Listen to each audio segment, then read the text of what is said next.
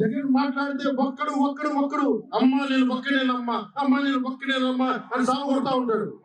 అదే ఉన్న నా ఒక్క ఎమ్మెల్యేని తీసుకెళ్ళిపోయిన నువ్వు ఒక్కడివా? నువ్వు డెమోక్రసీ నీడ్స్ ఎటర్నల్ విజిలెన్స్ అంటారు. ప్రజాస్వామ్యాన్ని కాపాడుకోవడానికి నిరంతర పహారా ఉండాలి. 2014 పార్టీ పెట్టినప్పటి నుంచి ఈ రోజు దాకా నేను చేస్తుంది ప్రజాస్వామ్యాన్ని కాపాడే ప్రయత్నాలే. సిఎంఆర్ షాపింగ్ మాల్ మన హైట్ నగర్ లో భాగ్యలతా కమాన్ పక్కన ఫిబ్రవరి 29న ప్రముఖ సినీ తారలచే గొప్ప ప్రారంభం. అందుకని నేను తీసుకునే కొన్ని నిర్ణయాలు పార్టీ పరంగా ఉండవు, వ్యక్తి పరంగా ఉండవు, రాష్ట్ర ప్రయోజనాలకు ఉంటాయి, దేశ ప్రయోజనాలకు ఉంటాయి. అంతేగాని ఏ రోజున కూడా వ్యక్తి ప్రయోజనాలను ఆశించి నేను ఎప్పుడు రాజకీయం చేయాల. ప్రజాస్వామ్యాన్ని కాపాడటానికి రాజకీయం చేశాను, ప్రజాస్వామ్యాన్ని కాపాడటానికి పొత్తులు పెట్టుకున్నాం. డెమోక్రసీలో ఎప్పుడు కూడా ఒక డిసెంట్ ఉంటుంది, ఒక వ్యతిరేకత ఉంటుంది. కోఆపరేషన్ అండ్ కన్ఫ్రాంటేషన్, సహకారం సంఘర్షణ రెండు పక్క పక్కన ఉంటాయి. సంఘర్షించాల్సిన పరిస్థితులు ఉంటాయి, సహకారం ఇవ్వాల్సిన పరిస్థితులు ఉంటాయి. ఇప్పుడు 2024కి సహకారం ఇవ్వాల్సిన పరిస్థితి. మనం సహకరిస్తుంటేనే, తెలుగుదేశం జనసేన సహకరించుకుంటేనే 5 కోట్ల మంది ప్రజల మనోభావాలు, వారి భవిష్యత్తు బంగారంలో ఉంటుంది. మనలో మనం కలహించుకుంటే మళ్ళీ ఈ దుర్మార్గుడు దాష్టికుడు అయిన జగన్ మళ్ళీ వచ్చి ప్రజల్ని కంటకంగా మారతాడని చెప్పి తగ్గించుకుని మరి ప్రజల్ని గెలిపించడానికి మరి ఈ రోజున జనసేన నడుం కట్టింది. నేను మాట్లాడుతున్నప్పుడు ఒక విషయం చెప్తా ఉంటాను మీకు. మార్టిన్ నిమోలర్ అనే ఒక ప్రీస్ట్, జర్మనీ హిట్లర్ సమయంలో ఆయనకి అండగా వచ్చాడు. హిట్లర్ చాలా గొప్ప నాయకుడు అని ఎందుకు చెప్తా ఉన్నానంటే, జగన్ కోసం 98% చాలా అన్ని వర్గాల్లో కూడా జగన్ వెంట వెళ్ళారు. 2019లో నేను ఒక్కొక్కరి చెవులో ఇల్లు కట్టుకొని మరి చెప్పా, జగన్కి ఓటేయకండి మంచిది కాదని. జగన్ బతుకు జూబ్లీ హిల్స్ సొసైటీ ఫామ్ అయినప్పటి నుంచి నాకు తెలుసు. అదే చెక్ పోస్ట్ లో ఏం చేసేవాడు నాకు తెలుసు. కాంటికి రెస్టారెంట్ బంజారా హిల్స్ లో ఏం చేసేవాడు తెలుసు. మాట్లాడుతున్న వ్యక్తిగత జీవితం గురించి మాట్లాడుతూ ఉంటాడు. నీ వ్యక్తిగత జీవితం గురించి మాట్లాడాలంటే నా దగ్గర టన్నుల ఇన్ఫర్మేషన్ జగన్, మర్చిపోకు. ఇప్పుడు దాకా నువ్వు పవన్ కళ్యాణ్ తాలూకు శాంతిని చూసావు, మంచితనాన్ని చూసావు. జగన్ నీకు యుద్ధాన్ని ఇస్తాను, మర్చిపోకు. యుద్ధం. మార్టిన్ నిమోలర్ ఒకటే చెప్పాడు, మార్టిన్ నిమోలర్ ఒకటే చెప్పాడు, హిట్లర్ ని సపోర్ట్ చేసే వ్యక్తి ఒక్కళ్ళ కోసం కాదు. సోషలిస్టులు వచ్చినప్పుడు నేను సోషలిస్ట్ కాదని చెప్పి హిట్లర్ ఎస్ఎస్ సైన్యం సోషలిస్టుల కోసం వస్తే నేను సోషలిస్ట్ కాదని చెప్పి వెనక్కి వెళ్ళిపోయాను, సహకరించలేదు, ముందుకు రాళ్ళు రక్షించడానికి. కమ్యూనిస్టుల కోసం వస్తే నేను కమ్యూనిస్ట్ కాదని చెప్పి కామ్గా ఉండిపోయాడు.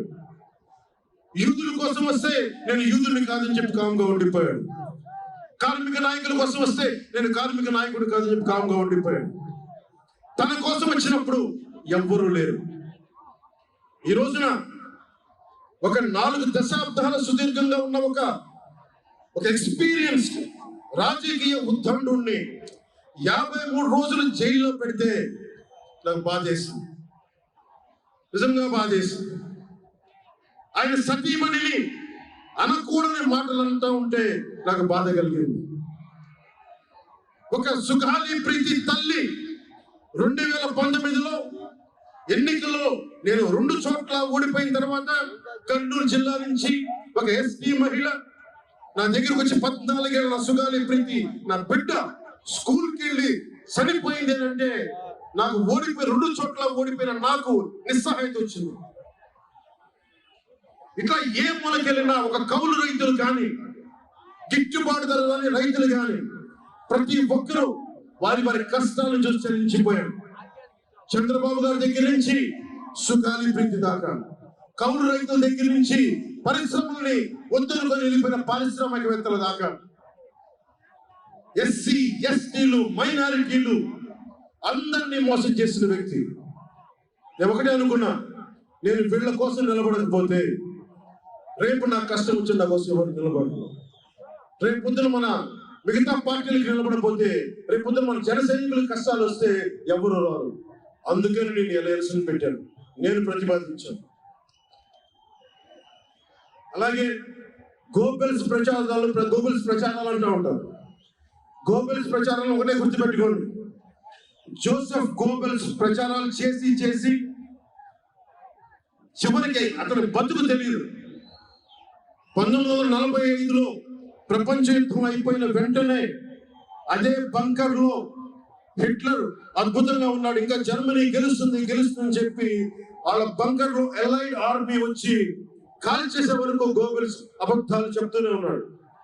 సో జగన్ నీ గోబెల్స్ ప్రచారాలు చెప్తే గోబెల్స్ పట్టిన గతే నీకు పడుతుంది, మర్చిపోగలదు.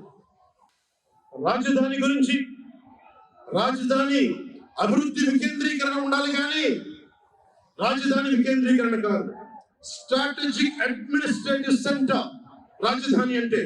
ఈ రోజున రాజధాని అంటే 3 చోట్ల పరిగెత్తాల్సి వస్తుంది. వ్యూహాత్మక పరిపాలనా కేంద్రం రాజధాని అంటే.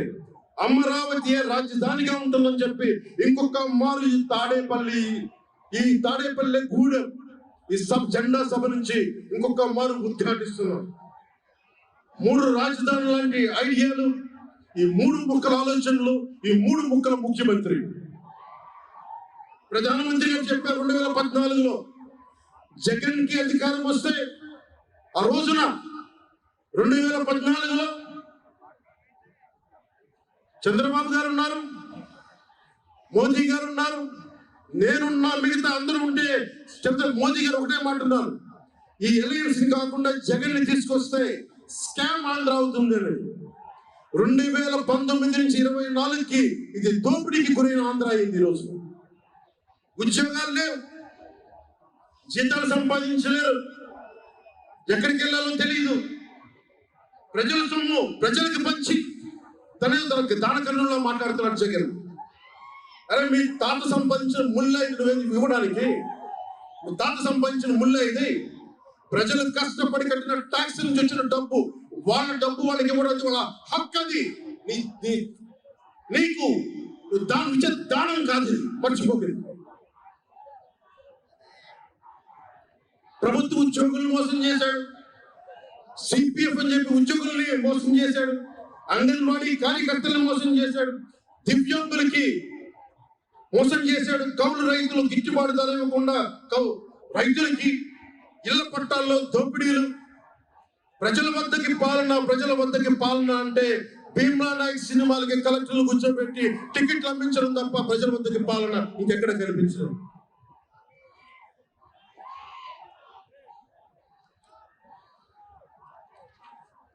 ఇక్కడున్న యువతను చూసి ఒకటే మాట్లాడుతున్నాం. నేనున్నది ఇక్కడ మీకు 10 కేజీల బియ్యం 5,000 రూపాయలు ఇవ్వడానికి కాదు, మీకు 25 సంవత్సరాల భవిష్యత్తు ఇవ్వడానికి, 25 సంవత్సరాల బంగారు భవిష్యత్తు ఇవ్వడానికి.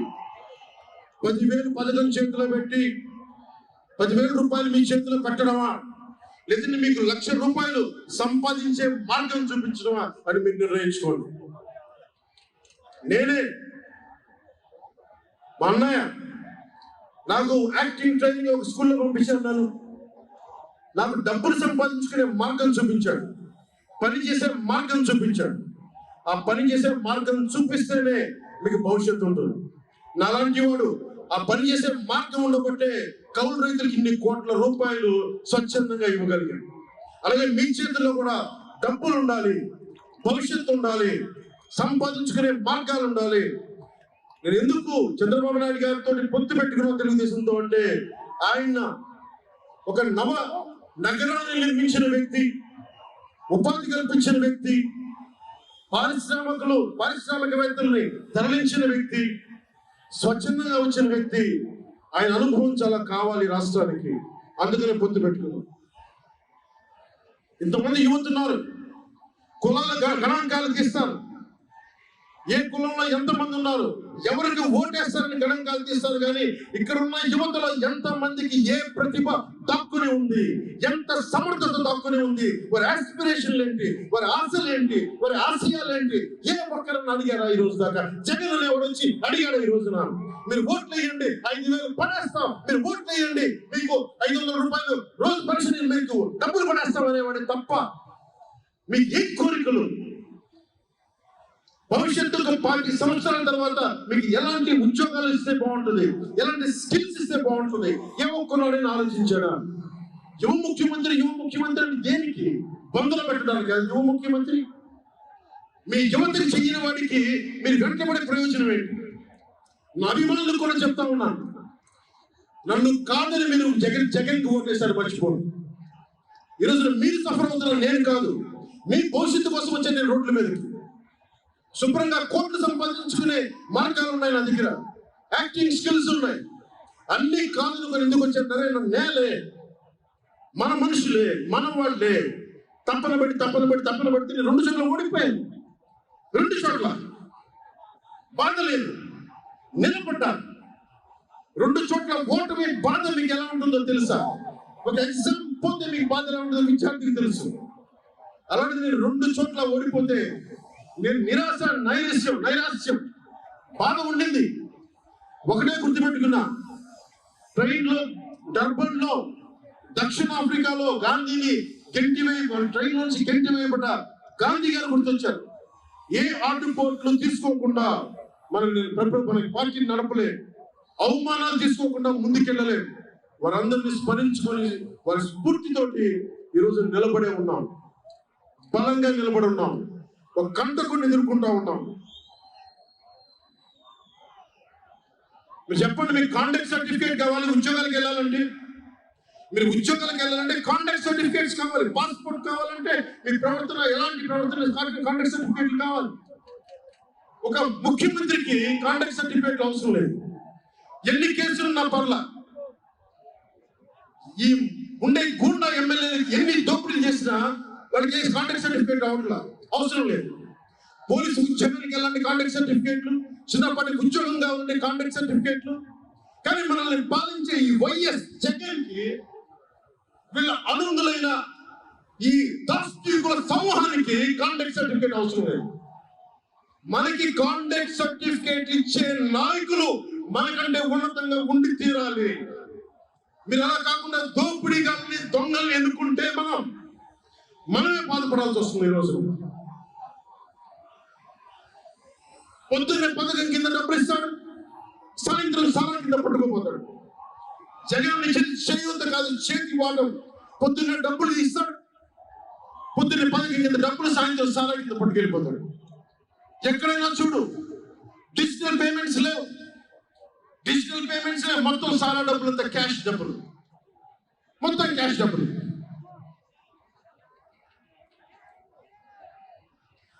ఇలాంటిది నేను ఇన్ని రోజుల నుంచి, ఇన్ని సంవత్సరాల నుంచి నిలబడే ఉన్నాను.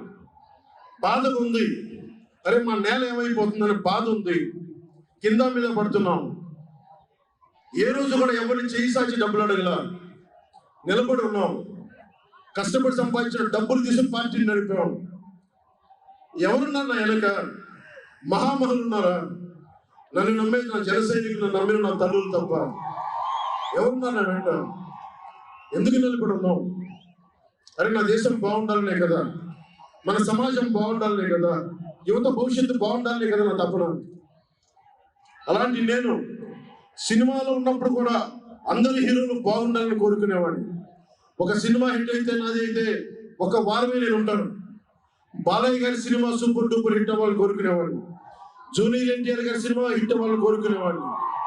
బాహుబలి ప్రభాస్ గారి సినిమా హిట్ అవ్వాలని కోరుకునేవాడిని. మహేష్ గారి సినిమా హిట్ అవ్వాలని కోరుకునేవాడిని. మెగాస్టార్ చిరంజీవి గారు అద్భుతంగా విజయాలు సాధించాలని కోరుకునేవాడిని. రామ్ చరణ్ విజయాలు సాధించాలని కోరుకునేవాడిని. ఇలాంటి అల్లు అర్జున్ లాంటి పుష్ప హీరో అద్భుతంగా ఉండాలి, మేము గొప్ప మాట సాధించాలని కోరుకునేవాడిని. ఇలా ఎందరో ఒకరు కాదు, ఎందరో వారందరికీ పేరు పేరు చెప్పలేను, కానీ అందరూ బాగుండాలని కోరుకునేవాడు. అలాంటి నేను కోరుకుంటుంది కూడా మీరందరూ బాగుండాలి. మనలో మనం కొట్లాడకుండా, కులాల మధ్య కొట్లాడకుండా, వర్గాల మధ్య పోరు లేకుండా, ప్రాంతీయ విభేదాలు లేకుండా ఆంధ్రప్రదేశ్ సుభిక్షంగా ఉండాలని తప్పన పడేవాడు నేను. అలాంటి నేను కొన్ని నిర్ణయాలు తీసుకుంటా. ఆ నిర్ణయాలు ఎలాంటివి? నాకు సంబంధించినవి కాదు, ప్రజలకు సంబంధించినవి. పొత్తులో భాగంగా నేను 24 స్థానాలు తీసుకున్నాను. 24 అసెంబ్లీ స్థానాలు తీసుకుంటే ఇంతేనా అంటున్నారు. 24ఏనా? ఇంతేనా? మనవాళ్ళు కాదు, అవతల వాడు. వాళ్ళకి తెలియట్లా. బలి చక్రవర్తి కూడా వామనుణ్ణి చూసి ఇంతేనా అన్నాడు. బలి చక్రవర్తి కూడా వామనుని చూసి ఇంతేనా అన్నాడు. నెత్తి మీద కాలు పెట్టి బలి చక్రవర్తిని అదాపాతాళానికి తొక్కుతున్నప్పుడు తెలిసింది ఎంతో అని. ఇంతింతై ఒటుడింతై నమో వీధిపై నంతై తోయిద మండలాగ్రముల కంతై వామనవతారాన్ని చూపిస్తుంది జనసేన. జగన్ గుర్తుపెట్టుకో, అర్ధాపాతాళానికి తొక్కకపోతే నా పేరు పవన్ కళ్యాణే కాదు, మా పార్టీ జనసేన కాదు. మర్చిపోకు.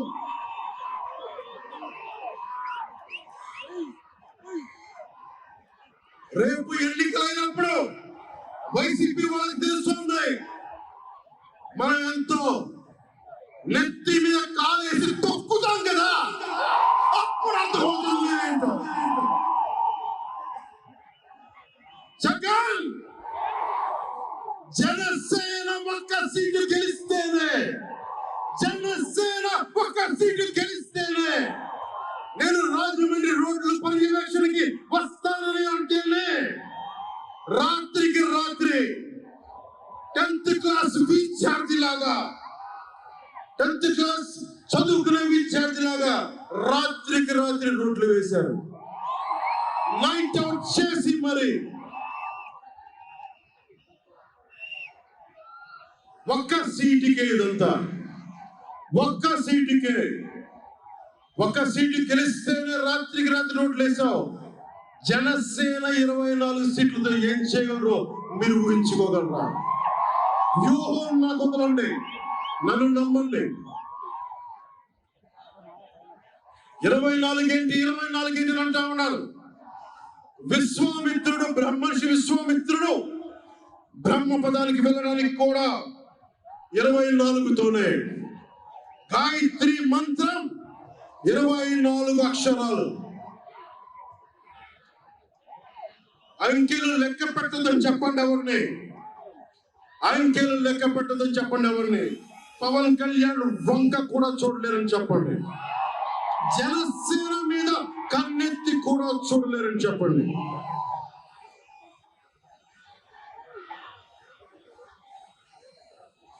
మనకి వైసీపీ జగన్ లాగా వేల కోట్లాది రూపాయలు వారసత్వంగా తినేసామా ఏంటి? మనం ఎన్నికలు రాగానే నియోజకవర్గానికి 50 నుంచి 100 కోట్లు తీయడానికి, ఖర్చు పెట్టడానికి, అన్ని స్థానాల్లో పోటీ చేయడానికి మన దగ్గర 50, 100, 1000 కోట్ల డబ్బులు ఉన్నాయి. మన దగ్గర దొరికిసిన డబ్బులు ఉన్నాయా? లేదంటే 4 దశాబ్దాల సుదీర్ఘమైన అనుభవం ఒక వ్యవస్థలు ఉన్నాయా మన దగ్గర? తెలుగుదేశం పార్టీ నాయకుల్లాగా ఏమున్నాయి మన దగ్గర? మెతుకున్నాం, ఇంటిక పెంచుకున్నాం. ఇప్పుడిప్పుడే ఇల్లు కడుతున్నాం. జనసేన ఇల్లు కడుతున్నాం. కోట కూడా కడతాం. తాడేపల్లి జగన్ కోట కూడా బద్దలు కొడతాం. సామాన్యుడు రాజకీయం చేస్తే భరించలేని ఆధిపత్యపు ధోరణి. సామాన్యులు రాజకీయం చేస్తే తట్టుకోలేరు. అధికారం వాళ్ళ ఫ్యాక్షన్ కోటల్లోనే ఉండాలి. అది దాటి మనలాంటి మామూలులోకి వస్తే, మనం వ్యూహాలు వేస్తే, మనం పొత్తులు పెట్టుకుంటే వాళ్ళు భరించలేరు. అందుకని రకరకాలుగా చెప్తారు కథలు. సామాన్యుని రాజకీయం భరించమని చెప్పండి, జగన్ సామాన్యుడు రాజకీయం చేస్తే ఇలాగే ఉంటుంది. వ్యూహాలు వేస్తాం, పొత్తులు పెట్టుకుంటాం, నీ కోటలు బద్దల కొడతా.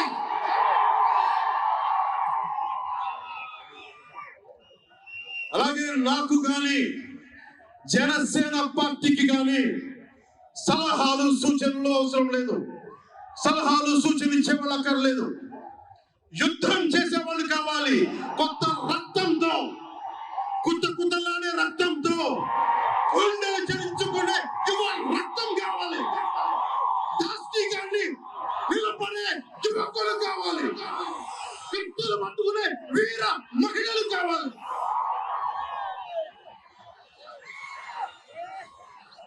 అంతేగాని నాకు సలహాలు ఇచ్చేవాళ్ళు, మీకు తెలుసా జగన్ ఎలాంటి వాడు?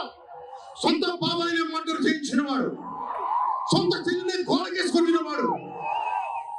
మీరు చెప్తారు నాకు సలహాలు సూచనలు.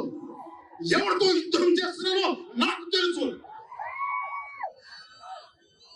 జగన్ లాంటి దాస్తికుడు, దుర్మార్గుడు యుద్ధం చేస్తేనే తక్కుతాడు. యుద్ధంతో కూల కొడితేనే కింద కూర్చుంటాడు. మర్చిపోకుండా సలహాలు సూచించే వాళ్ళకి. అలాగే మనకు కూడా పోల్ మేనేజ్మెంట్ తెలుసా? ఆర్గనైజేషన్ బలం ఉందా? సంస్థాగతంగా పార్టీకి పోయిన తెలుగుదేశం పార్టీలతోటి మనం పోటీ పడగలమా? 800 నుంచి 1000 మంది బూత్ కార్యకర్తలు ఉన్నారా మనకి ప్రతి నియోజకవర్గంలో? 1000 మందికి 50 రోజులు ఎంతో కొంత డబ్బులు ఇస్తూ భోజనాలు పెట్టే సత్తా మన నాయకత్వాలకు ఉందా? మన నాయకత్వం ఇంకా ఎదుగుతా ఉంది.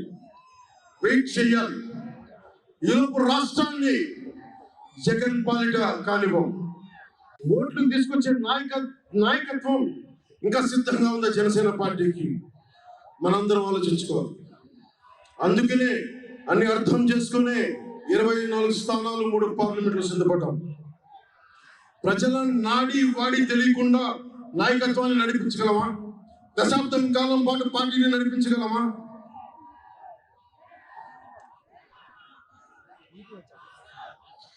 ఏదైనా మాట్లాడితే వ్యక్తిత్వాన్ని తగ్గించుకోవడం అంటారు.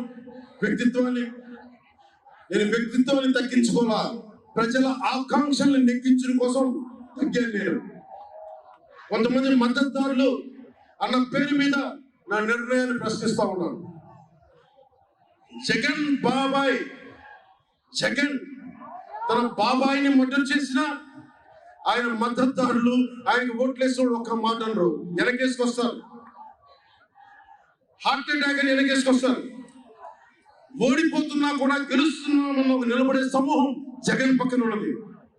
వేలాది కోట్లు, లక్షల కోట్లు ఆస్తులున్నా కానీ అక్రమంగా సంపాదించాడు అని అందరికీ తెలిసిన వెనకేసుకొచ్చే సమూహం వైఎస్ జగన్ సమూహం. ఇక్కడ నేను ఏమి చేయకపోయినా, ఏ మాటలో జగన్ నిలబెట్టుకోకపోయినా అద్భుతం, ఆహా ఓహో అనే సమూహం జగన్ వెనక ఉంది. దళితుడిని చంపి డోర్ డెలివరీ చేసినా కానీ వెనకేసుకొచ్చే సమూహం. ఫీజు రీయింబర్స్మెంట్లు ఆపేసినా కానీ వెనకేసుకొచ్చే సమూహం. 2019లో పరిమితమైన స్థానాల్లో పోటీ చేసి గెలిచి ఉంటే మట్టుగా ఆ రోజున జనసేన ఈ రోజున రికగ్నైజ్డ్ పొలిటికల్ పార్టీ అయిపోయింది. నా వ్యూహాన్ని ఎవరు తప్పుపట్టకండి. ప్రజల్ని క్షేమాన్ని ఆకాంక్షించే వ్యూహం నాది. కానీ జగన్ ఏమో ఒకవైపు ఎవరు ప్రశ్నించరు, వాళ్ళ సమూహం. నా సమూహం నన్ను ఎందుకు ప్రశ్నిస్తున్నారు? మీరెందుకు ప్రశ్నిస్తున్నారు? జగన్ మర్డర్లు చేసిన, వారి అనుయాయులు మానభంగాలు చేసిన, దోపిడీలు చేసిన, దారుణాలు చేసిన అందరూ జగన్ వెనకేసుకొస్తారు. నేను నా డబ్బులు తిన్నానా? వేలాది కోట్లు సంపాదించానా? పదవులు అనుభవించానా? ఏమనుభవించాను నేను? 10 సంవత్సరాల నుంచి అవమానాలు, తిట్లు తప్ప ఏం తిన్నాను నేను? ఏం సంపాదించుకున్నాను?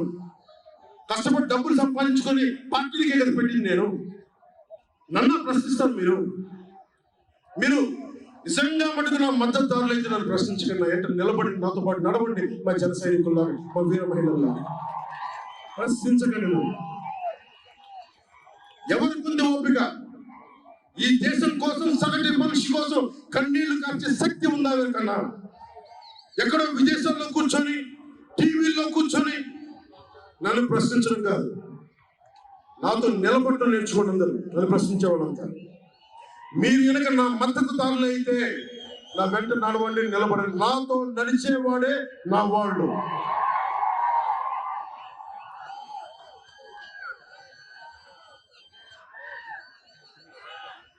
నేను ఎప్పుడు కూడా ఒక నియోజకవర్గం దృష్టిలో లేదు. నాకు దేశం ఉంది, మానవత్వం ఉంది, మన ఆంధ్రప్రదేశ్ ఉంది, తెలుగు ప్రజలు, తెలంగాణ ప్రజలు నేల ఉంది. నాకు తెలంగాణ నేల ఉంది నా దృష్టిలో.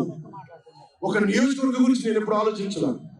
రాష్ట్ర ప్రయోజనాల కోసం ఆలోచించాను కానీ అరే నేను ఒక నియోజకవర్గాన్ని డెవలప్ చేసుకోవాలి నేను నిజంగా ఆలోచించలేదు.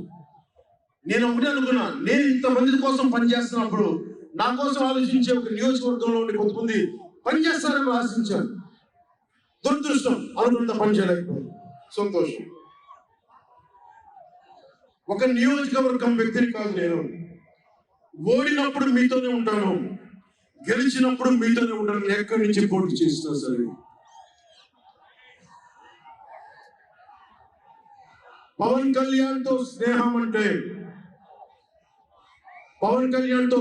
అంటే చచ్చేదాకా. పవన్ కళ్యాణ్ తో శత్రుత్వం అంటే అవతల వాడు చచ్చేదాకా. ఇద్దరు కలిస్తే చూడలేడు, నలుగురు నవ్వుకుంటే చూడలేడు, 10 మంది పచ్చగా ఉంటే భరించలేడు. ఏమంటారు అలాంటి వాడు? చెల్లిని గోడలు పెట్టి కొట్టేవాడిని ఏమంటారు? తల్లిని చెల్లిని దూరం పెట్టేవాడిని ఏమంటారు? ప్రజల్ని కష్టాలు పెట్టేవాడిని ఏమంటారు? ఓ దాష్టికుడు, ఒక సైకో అంటారు. జగన్